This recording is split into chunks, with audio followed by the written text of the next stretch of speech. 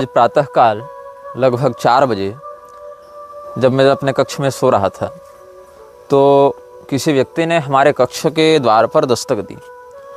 तो 1-2 बार तो मैं सुन नहीं पाया और कुछ देर के बाद जब मेरे नेत्र खुले, जब मुझे यह अनुभव हुआ कि कोई दरवाजे पर है, मैं बाहर निकला। मैंने दरवाज़ा खोला तो देखा कि कामाख्या में ही एक महानुभाव जो पाठ जपाति करते हैं, यहाँ के हैं तो नहीं किंतु साधना तपस्या के लिए यहीं पर प्रवास कर रहे हैं, वो दरवाजे पर थे प्रातःकाल 4 बजे। तो मैंने उनसे पूछा, भाई आप क्यों आए हैं? तो वो बड़े घबराए हुए थे, बेचैन उनका चेहरा दिख रहा था। वो हमारे कक्ष में आए, फिर हमारे साथ बैठे।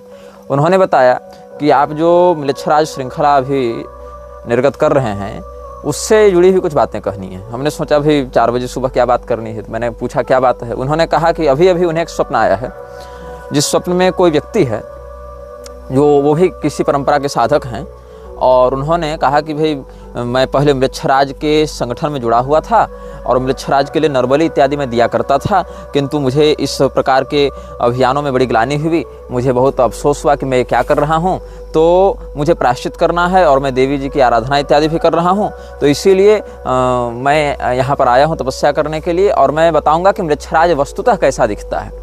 जिस प्रकार के चित्र और जिस प्रकार के घटनाक्रम उसके विषय में प्रसारित किए जा रहे हैं, उनसे अधिक स्पष्ट और उनसे अधिक ठोस मैं आपको चित्र बनाकर दिखा रहा हूँ, क्योंकि मैं उस तत्व को बहुत निकटता से जानता हूँ। साधक जी ने हमें बताया कि स्वप्न में जो व्यक्ति उनसे मिले, उन्होंने बताया कि वो ये सब तामसी विद्याएं, पैशाचिक विद्याएं सीखने के लिए अफ़गानिस्तान के क्षेत्रों में गए थे, और वहाँ से सारी विद्याएं, काली शक्तियाँ वो सीख कर जगा कर आए थे और उसी की आराधना करते थे। किंतु उसके मार्ग में चलते हुए इन्हें आत्मग्लानि हुई, इन्हें यह बोध हुआ कि मैं तो बहुत ही नकारात्मक मार्ग पर निकल पड़ा हूँ। तो फिर भगवती की आराधना करते हुए धीरे धीरे उस मार्ग से मुक्त होने का वो प्रयास कर रहे थे। तो उन्होंने एक श्वेत वर्ण के दीवार पर उसका चित्र बनाकर दिखाया कि वस्तुतः वो कैसा दिखता है। तो उसमें भी 2 शक्तियाँ थीं, एक जो वाहन के रूप में है और एक जो उसके ऊपर सवार है। तो जहाँ मैंने आपको आर्द्र म्लेच्छ और उसके भीतर बैठे हुए अनाम म्लेच्छ के बारे में बताया था, वहाँ पर भी ऐसा ही भाव है कि एक उसको ढो रहा है और दूसरा उसके ऊपर सवारी कर रहा है। अब भौतिक रूप से सवारी कर रहा है कि सांस्कारिक रूप से सवारी कर रहा है, ये सब शक्तियाँ स्थूल रूप में तो कूटस्थ होती नहीं है कि भाई हाथ है तो इतना ही बड़ा होगा, पैर होगा तो इतना ही बड़ा होगा। ये सब कामरूप शक्तियाँ हैं, अपनी इच्छा के अनुसार रूप, आकृति और भाषा, स्वर इत्यादि को परिवर्तित करने का सामर्थ्य रखती हैं ये सब शक्तियाँ। तो उन्होंने जो चित्र बनाया और वो जो साधक प्रातःकाल मुझसे मिलने आए थे, उन्होंने जो बताया, वो लगभग 7 फीट का एक पुरुष, जिसकी ऊपरी खाल नहीं है, ऊपर की चमड़ी नहीं है, उसकी जो मांसपेशियाँ वो दिखती हैं, ऊपरी खाल नहीं है। 7 फीट का एक पुरुष जो सामान्य हट्ठा कट्ठा है, और उसका मस्तक किस प्रकार का दिखता है इतना तो वो नहीं देख पाए। और उसके ऊपर मतलब उस 7 फीट का पुरुष वाहन के समान है, पुरुषाकार वाहन है जो ढो रहा है, और उसके ऊपर एक पिशाच सवार है जिसके 3 मस्तक हैं कंधे पर। एक पिशाच सवार है जिसके 3 मस्तक हैं, मैंने लिख लिया था, और 2 फीट का ही है लगभग। वो बौना पिशाच है, वो लगभग 2 फीट की ही ऊंचाई का है, बहुत काले रंग का है, उसके पंख इत्यादि भी हैं काले रंग का है। उसकी आंखें जो हैं वो बाहर की ओर टपकती हुई लगती हैं, जैसे उल्लू जब अपनी आंखों को फैला कर देखे या मधुमक्खी जब अपनी आंखों को फैला कर देखे तो उसकी आंखें बाहर की ओर निकली हुई दिखाई पड़ती हैं, वैसे ही इसकी आंखें बाहर की ओर निकली हुई हैं। और काले रंग का 2 फीट का लगभग बौने आकार का एक पतला पतला सा शरीर वाला 3 मस्तक का पिशाच उस 7 फीट वाले पुरुषाकार वाहन के ऊपर बैठा हुआ है। और यही उन दोनों तत्वों का एक साकार विग्रह जो स्वप्न में उन साधक को दूसरे किसी साधक ने अंतश्चेतना के माध्यम से संपर्क करके बताया, वो सुबह 4 बजे मेरे कक्ष में आकर वर्णन करके हमें बता रहे थे। वीडियो के कमेंट बॉक्स में आकर, चाहे फेसबुक हो, चाहे यूट्यूब हो, चाहे अन्य लोग जो अपने चैनल पर इस वीडियो को अपलोड कर रहे हैं, उन सभी लोगों के कमेंट बॉक्स में आकर बहुत से धूर्त लोग यह कहने में लगे हुए हैं कि शुक्राचार्य ही यहोवा है, तो शुक्राचार्य ही म्लेच्छराज हैं, शुक्राचार्य ही म्लेच्छ के गुरु हैं। वो म्लेच्छ के गुरु नहीं, वो असुरों के गुरु हैं। पहले इस बात को समझो, म्लेच्छ अलग हैं, असुर अलग हैं। असुरों की सत्ता में बहुत छोटे स्तर पर आते हैं म्लेच्छ, और खुद को कुछ लोग रिसर्चर बता रहे हैं कि हम लोग इसमें रिसर्च कर रहे हैं। और ऐसे ऐसे मूर्ख अनपढ़ रिसर्चर जो कि कहते हैं कि भविष्य पुराण का नाम तो 18 पुराणों में कहीं नहीं है। अरे मूर्ख, तुम देवी भागवती देख लेते, जहाँ भद्वयम शब्द आया है, जहाँ 18 पुराणों की बात है, वहाँ भद्वयम, भ नाम वाले 2 पुराण, भविष्य पुराण और भागवत पुराण, ऐसे समझा जाना चाहिए। मद्वयम भद्वयम च व्रतत्रयम व चतुष्टयम अनापलिंग कुष्कानि ये जो वहाँ श्लोक है, यहाँ पर 18 पुराणों का संकेत है। वहाँ भद्वयम शब्द से भागवत और भविष्य इन दोनों पुराणों का संकेत किया गया है। और श्रीमद् भागवत आदि में भी देख लो, अन्यान्य पुराणों में भी देख लो। किस बात के रिसर्चर हो जी तुम, जो तुमको 18 पुराणों का नाम नहीं पता है? और जिसको 18 पुराणों का नाम नहीं पता है, संदर्भ नहीं पता है, वो सीधे सीधे किसी पुराण को प्रामाणिक या अप्रामाणिक कहने आया है। तो ऐसे ऐसे अनपढ़ लोग हिंदू धर्म में घुसे हैं ज्ञान देने। बहुत दयनीय स्थिति है। और हो भी क्यों नहीं, यहाँ तो ऐसे ऐसे मूर्ख महामंडलेश्वर और जगतगुरु बने हुए हैं जिनको नेताओं की चापलूसी और अपने महिमा मंडन से फुर्सत नहीं, लड़की नचाने से फुर्सत नहीं। ऐसे ऐसे लोग सन्यासी बने हुए हैं। और हिंदू भी धर्म के ज्ञान के लिए जाएगा कहाँ? तो इंटरनेट में जाएगा। और इंटरनेट में यही सब सारे लोगों ने कचड़ा भर रखा है। जो जिज्ञासु होता है वो तद्विधि प्रणिपातेन परिप्रश्नेन सेवया, सेवा प्रणिपात समर्पण तपश्चर्या का आश्रय लेकर सदगुरु के पास जाता है कि इंटरनेट के पास जाता है? तो इंटरनेट से प्राप्त हुआ ज्ञान तो विकृत और असत्य और यथार्थ ही होगा। अब कुछ लोग ऐसा कर रहे हैं कि म्लेच्छराज के टॉपिक को उठाकर काल्पनिक बातें चेप रहे हैं। इनमें से मुझे सूचना प्राप्त हुई कि कुछ लोग तो हमारे भी पूर्व समर्थक रहे थे, जो बाद में सैद्धांतिक विरोध के कारण, जिनसे हमने सैद्धांतिक टकराव झेला और जिनकी पोल हमने खोली, वो सब फेसबुक छोड़कर भाग गए थे। और बाद में फिर फेसबुक पर आए हैं म्लेच्छराज के विषय में बताने कि वसुधा और पिंगल और किसका किसका तो है ऐसा, वो अपने म्लेच्छत्व के विषय में स्पष्ट कर रहे थे। कहते हैं कि वसुधा और पिंगल का पुत्र वर्तमान में म्लेच्छराज है और कलयुग के अंश से अवतरित है। वो जन्मना आर्य है, म्लेच्छ नहीं है। देखो, वो जन्मना आर्य नहीं है, जन्मना म्लेच्छ ही है। अब आर्य शब्द से ऐसा देखोगे तो जितने भी दैत्य हैं वो तो कश्यप जी की संतान होने से द्विजवत ही माने गए हैं बहुत स्थानों पर। तो ऐसा थोड़े कि उन सबको हम ब्राह्मण कह दें। और जितने भी म्लेच्छ हैं उनको असंस्कृत होने से ही अनार्य कहा गया है। तो अनार्य जो व्यक्ति है वो आर्य नहीं हो सकता है, चाहे जन्म की दृष्टि से वो कुछ भी रहा हो पहले, लेकिन संस्कार शुद्धि न होने के कारण वो नष्ट ही हो जाता है संस्कार की दृष्टि से। अब ये लोग कह रहे हैं कि भाई वो तो प्रधानता से वेद मार्गी है और प्रधानता से वैदिक प्रयोगों से ही शक्तियाँ प्राप्त किया हुआ है। देखो, वेद की शक्तियों का प्रयोग करके, वैदिक मंत्रों का प्रयोग करके वो शक्तियाँ प्राप्त नहीं कर रहा है। वो विशुद्ध रूप से पश्चिमामनाय के ही आगमों का प्रयोग कर रहा है। और यहाँ पर भी मेरी बात को चुरा कर ये कहते हैं कि फिर उसने सहस्र वर्षों तक भगवान रुद्र की पश्चिमामनाय के पैशाच संप्रदाय से उपासना करके संपूर्ण विश्व पर एकाधिपत्य करने का वर प्राप्त करके देवताओं के बल को छीण करने के लिए अपने अनुचरों के द्वारा भारत के आर्य धर्म के नाश में लगा हुआ है। पैशाच मार्ग का तो केवल उत्थापक और व्यवस्थापक है। अपने अनुयायियों के हितार्थ उसने पैशाच मार्ग का प्रवर्तन किया। अब जिस व्यक्ति ने ये लिखा है वो स्वयं से कुछ लिखने का सामर्थ्य रखता नहीं है। एक सेठ के लेखों को चुरा कर लिखा करता था। बाद में उसने अपने अनुयायियों के मन में भ्रम डाला कि हम तो बहुत बड़े साधक हैं, तपस्वी हैं, हिमालय में जाकर तपस्या कर रहे हैं, हम अपना फेसबुक व्हाट्सएप सब बंद कर रहे हैं, और लोगों को ब्लॉक कर दिया ताकि लोग उसको ऑनलाइन न देख सकें। और जब इस समय उसने देखा कि लोग तो मेरी चर्चा करना छोड़ रहे हैं, भूलते जा रहे हैं, तो अपनी लोकेशना में उसने म्लेच्छराज वाले टॉपिक उठाया और मनमानी बातें वैसे ही लिखने लगा। जिस प्रकार से पहले वो अपने संप्रदाय के विषय में या अपने आध्यात्मिक शक्तियों के विषय में या अपने अवतार के विषय में या अन्य विषयों में किसी मान्य संप्रदायाचार्य के क्लोन होने के विषय में, किसी मान्य संप्रदायाचार्य के कलयुगी एजेंट होने के विषय में जैसे बकवास करता था, काल्पनिक ग्रंथों के नाम पर काल्पनिक बातें प्रसारित करता था, वैसे यहाँ पर भी करने लगा। तो ऐसे लोगों से सावधान रहना चाहिए। अपने आप को महिमामंडित करने के लिए कुछ भी ये लोग अप्रामाणिक और अपुष्ट रूप से प्रसारित करते रहेंगे और लोगों को भ्रमित करते रहेंगे। लाइव आने का ढोंग, अपनी चेहरा, अपनी पहचान को छिपा कर ये लोग नकली बातों से लोगों को भयाक्रांत करते हैं। कहते हैं हम लाइव आकर अपने वास्तविक चेहरे को दिखाएंगे, वो भी नहीं दिखाते।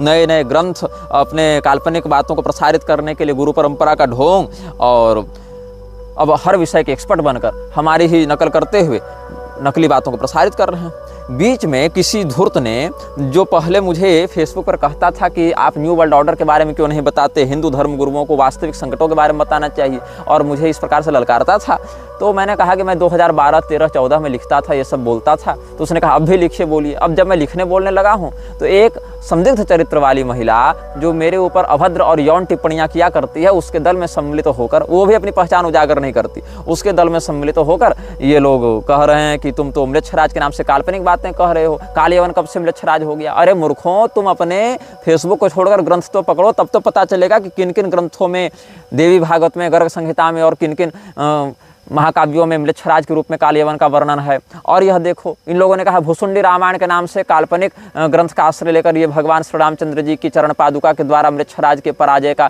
काल्पनिक व्याख्यान कर रहा है निग्रहाचार्य। अरे मूर्खों, मैं भुसुंडी रामायण के दक्षिण खंड से बता रहा हूँ, 51वां 52वां अध्याय पढ़ो और भुसुंडी रामायण कोई काल्पनिक ग्रंथ नहीं है। भुसुंडी रामायण एक प्रामाणिक प्राचीन धर्मशास्त्र है और स्वामी करपात्री जी ने रामायण मीमांसा में भुसुंडी रामायण को प्रामाणिक धर्मशास्त्र के रूप में, प्राचीन रामायण के रूप में मान्यता दी है। तुम जिस परंपरा के सदस्य होने का ढोंग करते हो, उसी परंपरा के आचार्य के द्वारा प्रमाण के रूप में स्वीकृत किए ग्रंथों पर भी तो कम से कम श्रद्धा रखना सीखो।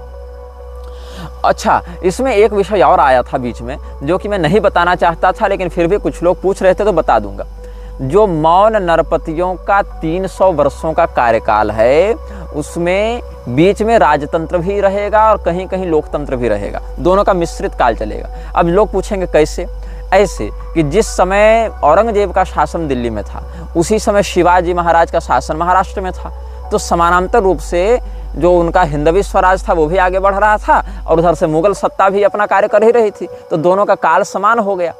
तो लोग कहेंगे कि तुम एक बात स्पष्ट करो कि उस समय शिवाजी का शासन था कि उस समय औरंगजेब का शासन था? शासन तो दोनों का था, अपने अपने क्षेत्रों में, समग्रता से तो दोनों का नहीं था, अपने अपने क्षेत्र में दोनों का विस्तार था, बीच बीच में भिड़ंत संघर्ष इत्यादि होते रहते थे, जहाँ जहाँ सीमा का टकराव होता था। वैसे ही एक राजतंत्र के पुरोधा महाराज देवकर्ण भी आएंगे। देवकर्ण के विषय में हमने मंदसौर की धर्मसभा में, या मुझे लग रहा है कि और भी अन्य स्थानों पर खाचरोद इत्यादि के धर्मसभा में भी हमने संकेत किया था। तो देवकर्ण के विषय में भी हम आपको बता दें कि एक राजा देवकर्ण होंगे, और वो कब होंगे, कहाँ होंगे?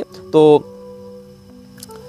आर्जिक नामक राजा के पुत्र देवकर्ण गंगोत्री वाले शिखर पर जाकर हिमालय में 12 वर्षों तक तपस्या करेंगे। तस्य पुत्रो देवकर्णो गंगोत्रगिरि मूर्धनि द्वादशाब्दं तपो घोरम तेपे राज्य विवृद्धये तदा भगवती गंगा तपसा तस्य धीमतः स्वरूपम स्वेच्छया प्राप्य ब्रह्मलोकम जगामः कुबेरश्च तदागत्य दत्त्वा तस्मै महत्पदम् आर्याणां मण्डलीकं च तत्रैवान्तर्धीयत मण्डलीको देवकर्णो बभूव राज्य जनपालकः षष्ट्यब्दं च कृतं राज्यं तेन राज्ञा महीतले तदन्वयेष्ट भूपाश्च बभूवुर्देवपूजकाः द्विशताब्दं पदं कृत्वा स्वर्गलोकमुपाययुः एकादशश्च यो मौनः पन्नगारिरिति श्रुतः 40 वर्षाणि राज्यं कृत्वा प्रयत्नतः स्वर्गलोकं गतो राजा पन्नगैर्मरणं गतः एवं च मौन जातीय कृतम राज्यम महीतले।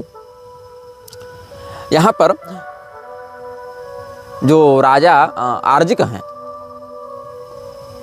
उनके पुत्र देवकर्ण का वर्णन भविष्य पुराण में प्राप्त होता है।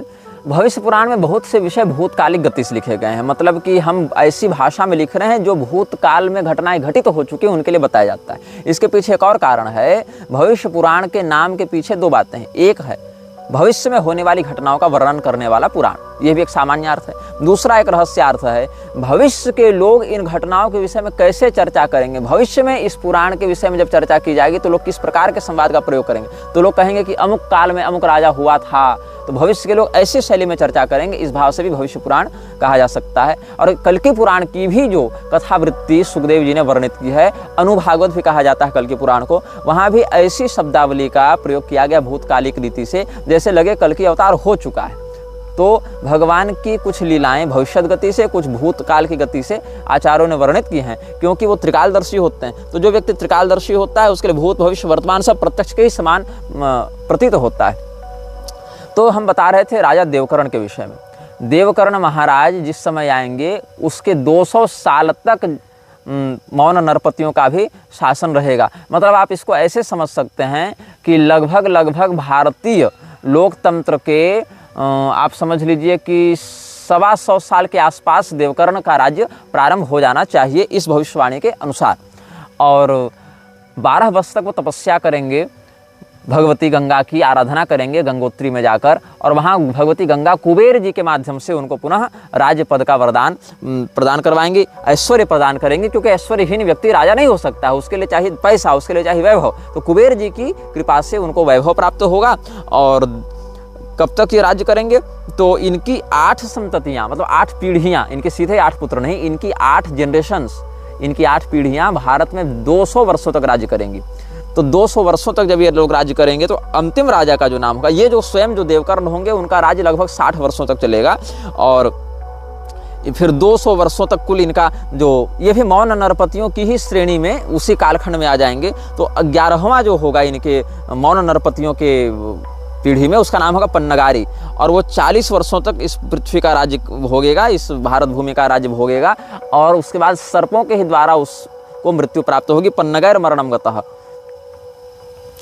और यहाँ पर स्वर्गलोकम गतो राजा पन्नगैर मरणम गतः, और इस प्रकार से मौन नरपतियों का जब शासन समाप्त होगा तब हम जो पिछले अनुभागों में आपको बता चुके थे अन्य राजाओं का वर्णन, जहाँ पर धर्मवर्मा, रामचंद्र इत्यादि नाम के कुछ राजा होंगे और अंत में भूत नंदी होगा। तो भूत नंदी कब आएगा? जब 2264 विक्रम संवत होगा। अभी 2081 समाप्त होने वाला है। 2264 विक्रम संवत में भूत नंदी राजा बनेगा जो 50 साल राज्य करेगा। फिर उसके बाद शिशु नंदी राजा बनेगा जो 20 साल राज्य करेगा। फिर यशो नंदी राजा बनेगा जो 25 साल राज्य करेगा। फिर प्रवीरक राजा बनेगा जो 106 वर्ष राज्य करेगा, जो 11 वर्ष राज्य करेगा। तो 50, 20, 25 और 11, 106 वर्ष का हो गया। उसी समय अफगानिस्तान के क्षेत्र में म्लेच्छराज की सेना और यशोनंदी और प्रवीरक की सेना का युद्ध होगा, जिसमें एक ही महीने में 1 लाख म्लेच्छ मरेंगे और 60,000 भारतीय सैनिक मरेंगे। जिसके बाद यशोनंदी को अपनी पुत्री जालवती का कन्यादान करके म्लेच्छराज घुसपैठ करेगा। उससे होने वाली बाहलिक इत्यादि संतानें भी म्लेच्छ कहलाएंगे। युद्ध से तो यहाँ जीत नहीं पा रहा है म्लेच्छराज, तो उस समय क्या करेगा? घुसपैठ करके पारिवारिक रिश्ता जोड़कर उसके खून को विकृत करेगा और वहाँ अपने नाते के माध्यम से वो पारिवारिक घुसपैठ करके भारत पर कब्जा कर लेगा। उसके बाद बाहलिक इत्यादि 13 पीढ़ी तक 400 वर्षों तक जिसका वंश राज्य करेगा।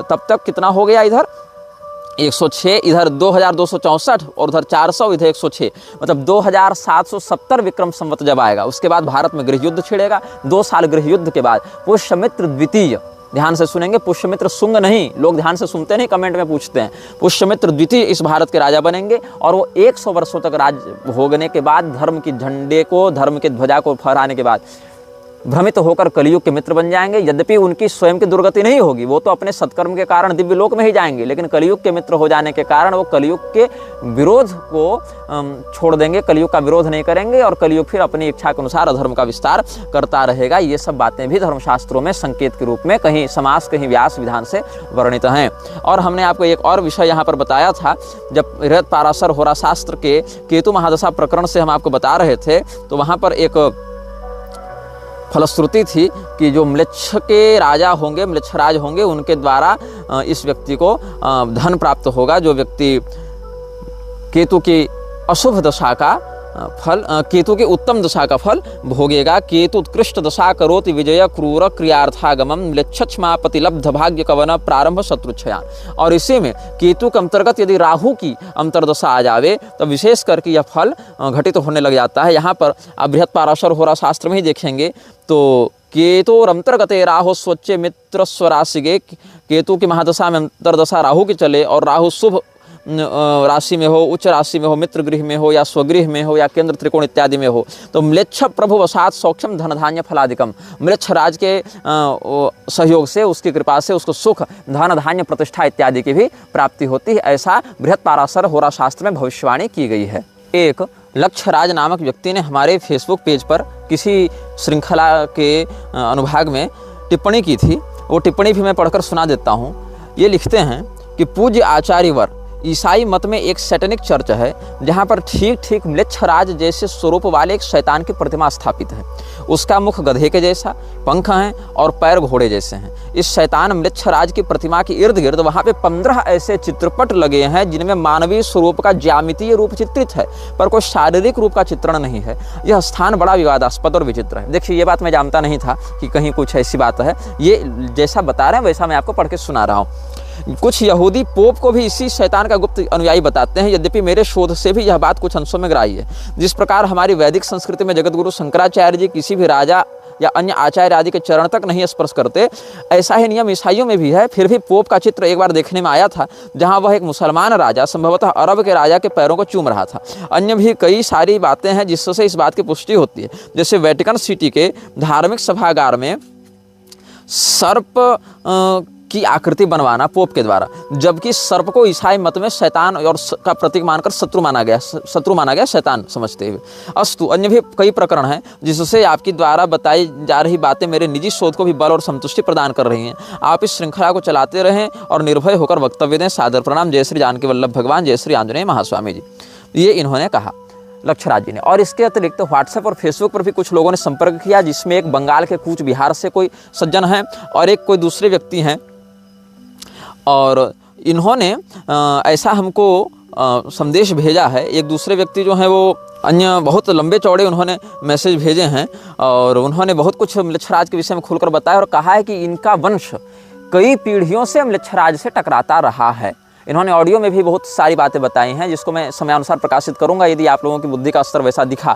और बहुत कुछ इन्होंने लिख कर भी भेजा है, चित्र इत्यादि भी भेजे हैं। अपने पिताजी के जो भारतीय सेना में पूर्व कमांडो रहे थे और 1965, 67 और 71 तीनों में युद्ध लड़े हैं, पाकिस्तान, चीन और बांग्लादेश के साथ। अब तो ये परलोक चले गए। अपनी माता जी का ये चित्र भेजते हैं, अपना और अपनी पत्नी का चित्र भेजते हैं।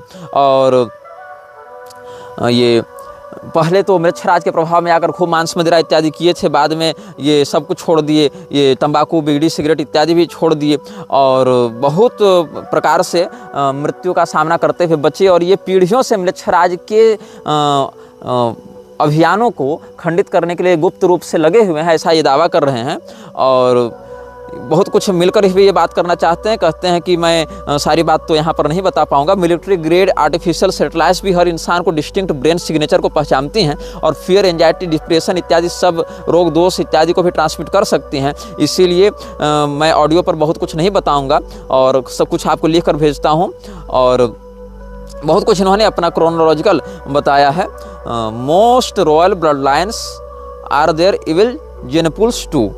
और यही कारण है कि इन्होंने अपने शरीर में कुछ ऐसी विकृति अनुभव की म्लेच्छराज से टकराने के फलस्वरूप कि इन्होंने कहा कि यदि मैं संतान उत्पन्न करूंगा तो मेरी संतानों पर भी उसका नकारात्मक प्रभाव पड़ेगा, इसीलिए संतान उत्पन्न नहीं करेंगे। क्योंकि इनको अपनी जो पूर्वज परंपरा है वहाँ से पता चला कि इनके वंश में जर्मन ब्लड भी सम्मिलित हुआ था, जर्मन और स्विस ब्लड इनके वंश में सम्मिलित हुआ था, ऐसा शायद ये कुछ लिख रहे थे। तो फिर इन्होंने यह भी निर्णय लिया है कि आगे संतान को उत्पन्न नहीं करेंगे ताकि और कोई सांकर्य प्रसारित न हो। तो इस प्रकार से ये बहुत से लोग इस श्रृंखला के माध्यम से अपने उन रहस्यों को और उन अभियानों को प्रकाशित कर रहे हैं जो आज तक वो लड़ते आ रहे थे, आज तक वो संघर्ष करते आ रहे थे। और उनको एक आशा थी कि कोई व्यक्ति सामने आकर मुखर होकर इन रहस्यों पर चर्चा करे, इन रहस्यों पर बातचीत करे। तो हमारे माध्यम से इनको कुछ आशा दिखी होगी। कल्कि पुराण में एक बहुत ही उक्ति सुंदर है और महत्वपूर्ण है। आज मैं कल्कि पुराण का भी अध्ययन कर रहा था, जो कि शास्त्रों का अध्ययन तो करते ही रहते हैं। तो वहाँ पर एक बड़ी सुंदर उक्ति हमें मिली और उस उक्ति को आप जितनी गंभीरता से समझेंगे सनातन धर्म के प्रति उतने अच्छे से कार्य कर पाएंगे। 3 पंक्तियाँ, 1.5 श्लोक हैं। अवध्यस्य वधे यावांस तावान वध्यस्य रक्षणे इत्याह भगवान व्यासः सर्व वेदार्थ तत्परः प्रायश्चित्तम न तत्रास्ति यत्रा धर्मः प्रवर्तते।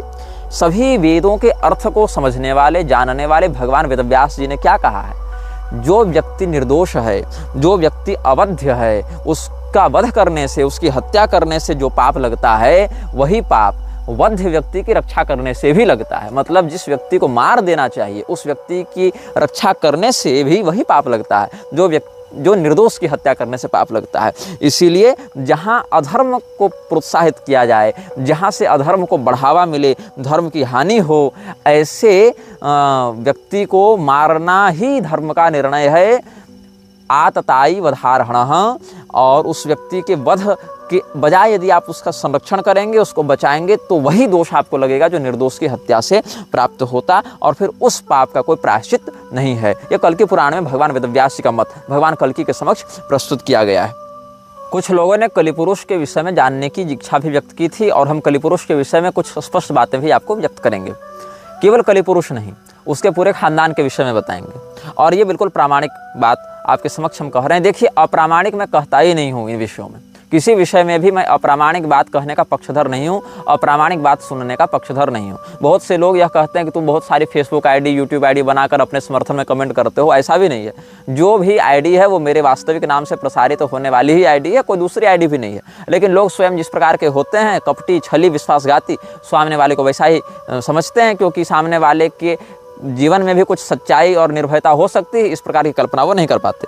तो जो कल्कि पुराण का प्रथम अंश है, वहीं पर कलिपुरुष के विषय में बताया गया है। कलिपुरुष का उद्भव कैसे हुआ, कलिपुरुष के कुल खानदान में कौन लोग हैं। स चा धर्म इति ख्यातस्तस्य वंशानुकीर्तनात् श्रवणात् स्मरणात् लोकः सर्व पापैः प्रमुच्यते। इस कलिपुरुष के उद्भव की घटना को सुनने और स्मरण करने से भी व्यक्ति पाप से मुक्त हो जाता है। ये कल्कि पुराण में कहा गया है। क्यों हो जाता है? क्योंकि अगर आपको उसका स्रोत पता होगा, कारण पता होगा, तो निवारण भी पता होगा, आप उससे बचेंगे। इसीलिए रोग को जानने से व्यक्ति रोगमुक्त होता है, क्योंकि रोग की पहचान होगी तभी तो रोग की चिकित्सा कर पाएंगे। जो रोग की पहचान ही नहीं कर पाएगा वो तो अंदरूनी रोग बढ़ता जाएगा, मार डालेगा। इसीलिए ब्रह्मा जी ने प्रलय के अंत होने पर, मतलब जब नवीन सृष्टि करते हैं, तो अपनी पीठ की ओर से एक तामसी तत्व को उद्भूत करते हैं, जिसको कहते हैं अधर्म। अधर्म की पत्नी का क्या नाम है? अधर्मस्य प्रिया रम्या मिथ्या मार्जार लोचना तस्य पुत्रोति तेजस्वी दंभः परम कोपना। जो अधर्म है उसकी पत्नी का नाम है मिथ्या। हर गलती, हर अधर्म की शुरुआत होती है झूठ से। और ये मिथ्या देवी कैसी दिखती हैं? ये मार्जार लोचना, इसकी आंखें बिल्ली की आंखों के समान दिखाई पड़ती हैं। और इसी से बहुत क्रोध करने वाले एक पुत्र की उत्पत्ति हुई, जिसको कहते हैं दंभ। और ये दंभ बड़ा तेजस्वी है, अच्छे अच्छे लोगों को अपने प्रभाव में ले लेता है, अपने वश में कर लेता है। और जो 15 लोग मृच्छराज के समूह में हैं, काउंसिल ऑफ 17 रूल्ड बाय 2। अच्छा, इसमें भी एक बात है कि कोई अंश है 2 किंग्स, शायद बाइबल में है या कहाँ है, वहाँ कोई व्यक्ति कमेंट करके बता रहे थे कि 2 किंग्स का जो 17वां है अनुच्छेद, 2 किंग्स का 17th, उसमें वो जो दोनों मृक्ष हैं उनके लिए बच्चों के बलिदान का वर्णन है, जो अग्निकुंड में बच्चों के बलि दे दिया करते थे ना, बाल वर्षिप इत्यादि भी बहुत से लोग कहते हैं। और हमने जो कहा था सीरियन सभ्यता वाले जो राजागण थे वो अपने पहले बच्चे का बलिदान कर देते थे अग्निकुंड में, वो सब बातें 2 किंग्स के 17th पैरा में वर्णित हैं।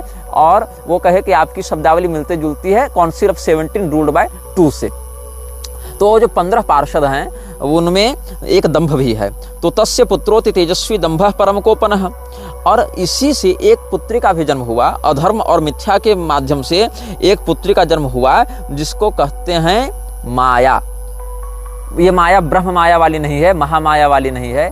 ये माया जो है वो बंधन कारिणी माया है, जो लोगों को भटकाने वाली माया है और लोगों को अधर्म की ओर आकर्षित करने वाली माया है। मतलब ये अज्ञानोद्भूता माया है।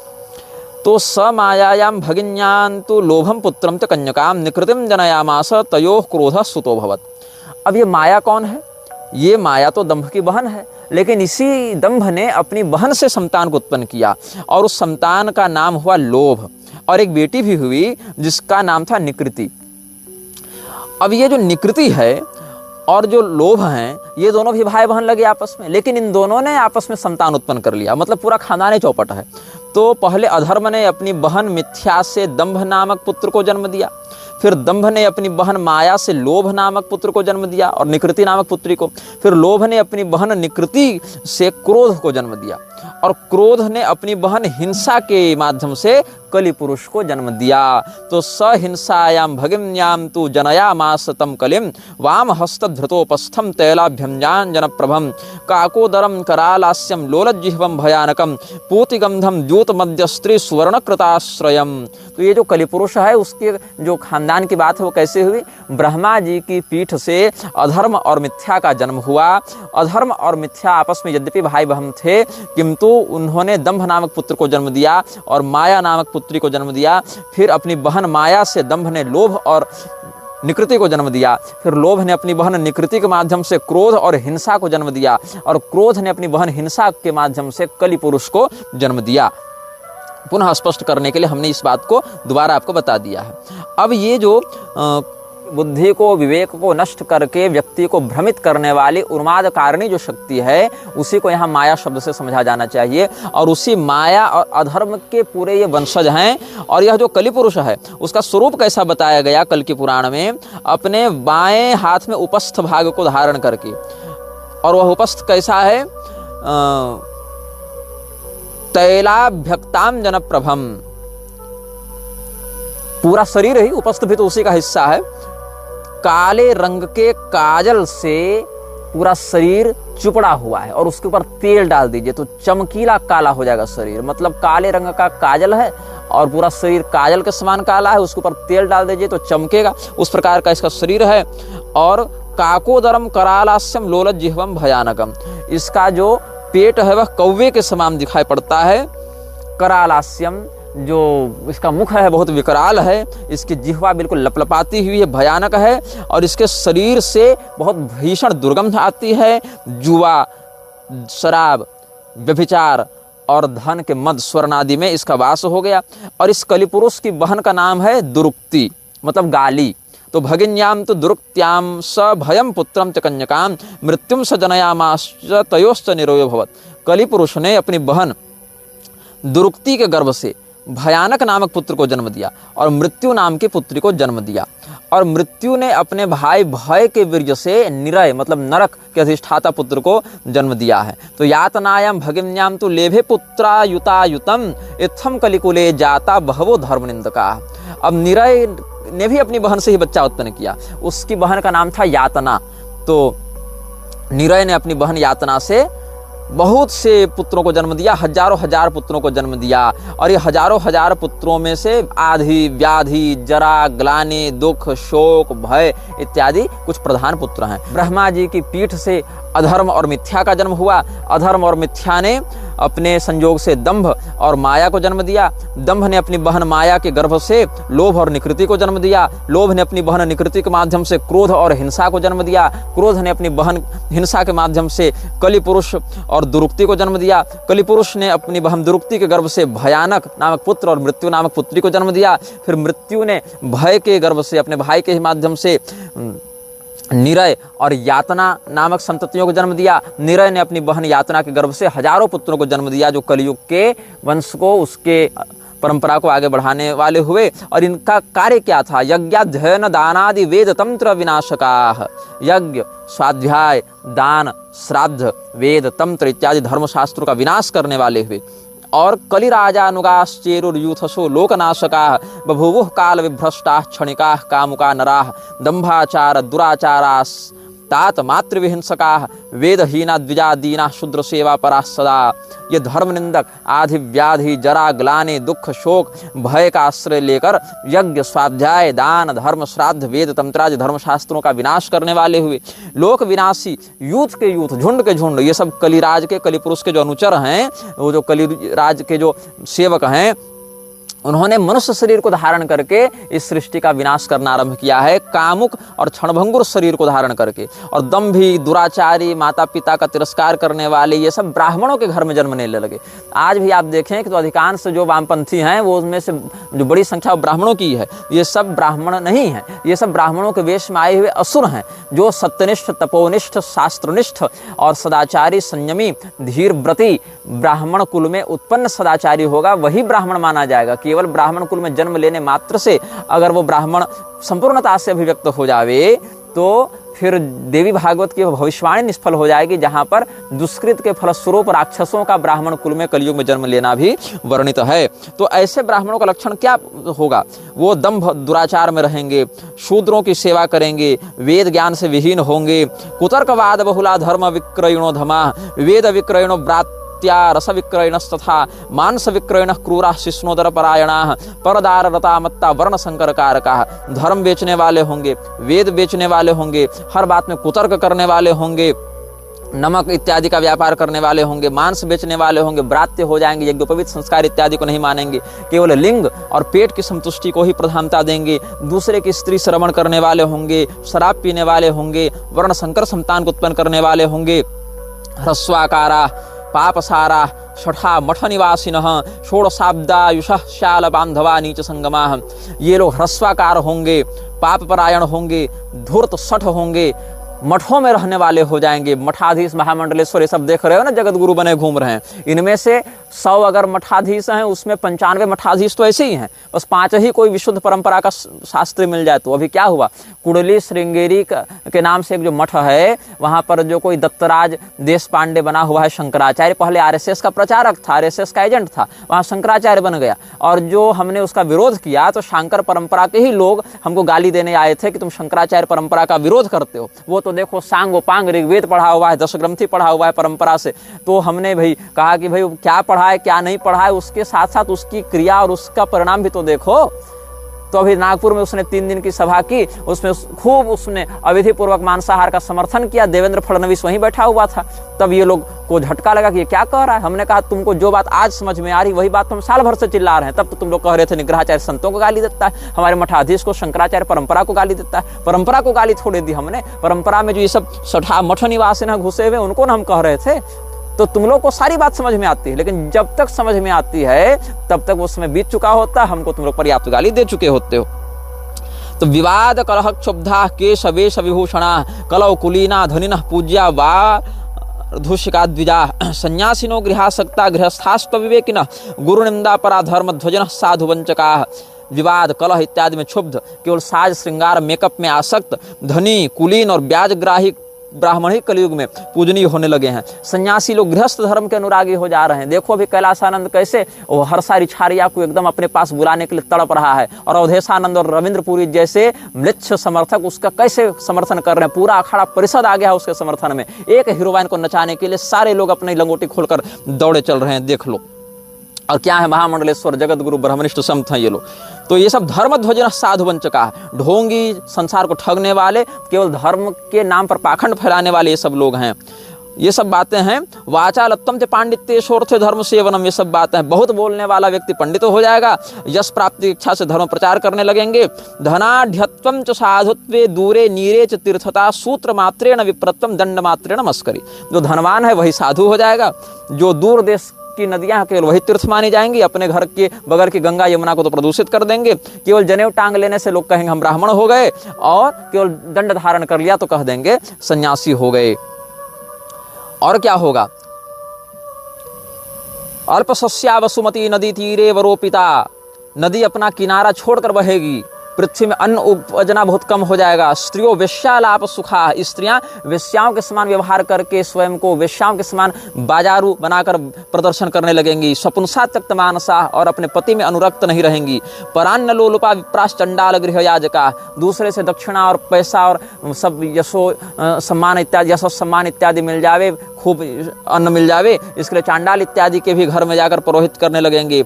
स्त्रियां जो हैं वो स्वच्छंदाचरण प्रिया, जिस प्रकार से स्त्रियों का अनुशासन शास्त्र वर्णित करते हैं उस अनुशासन में नहीं, बल्कि मनमौजी अनुशासन मनमौजी आचरण वाली स्त्रियां हो जाएंगी। मेघ कहीं बारिश करेंगे कहीं नहीं करेंगे। प्रजा भक्षा नृपा लोका कर पीड़ा प्रपीड़िता, निर्मला सीतारमण, जो प्रजा है उसका भक्षण करने के लिए राजा तत्पर रहेंगे, और हर चीज में केवल टैक्स बढ़ाना ही इनका अभिष्ट कार्य होगा। हर चीज में टैक्स लगा दो, टैक्स लगा दो, यही सब कली पुरुष का कार्य है ना। और क्या होगा, एवं तो प्रथमे पादे कलेह कृष्ण वृंदका, भगवान कृष्ण की निंदा करने वाले लोग कलयुग के प्रथम चरण में होंगे। दूसरे चरण में तो भगवान कृष्ण का नाम भी लेने वाले लोग नहीं बचेंगे। द्वितीय तन्नाम हीना, तृतीय वर्ण संकरा, तीसरे चरण में परिपूर्णता से वर्ण संकर हो जाएंगे। और एक वर्णाश चतुर्थे च विस्मृताच्युत सत्क्रिया, और भगवान का पूजन भजन सब छोड़कर चौथे चरण में तो सभी एक वर्णी हो जाएंगे, मतलब सब के सब पूर्णतया म्लेच्छयी हो जाएंगे। ये सब बातें हम नहीं कह रहे, कल की पुराण में ये सब बातें बताई हुई हैं भविष्यवाणी के रूप में, और कली पुरुष के पूरे खानदान का हम आपके समक्ष वर्णन कर चुके हैं। यह वीडियो जल्द ही हटा दिया जा सकता है, कृपया थर्ड पार्टी ऐप्स का उपयोग करके डाउनलोड करें। आप इस वीडियो को अपने चैनल पर फिर से अपलोड भी कर सकते हैं।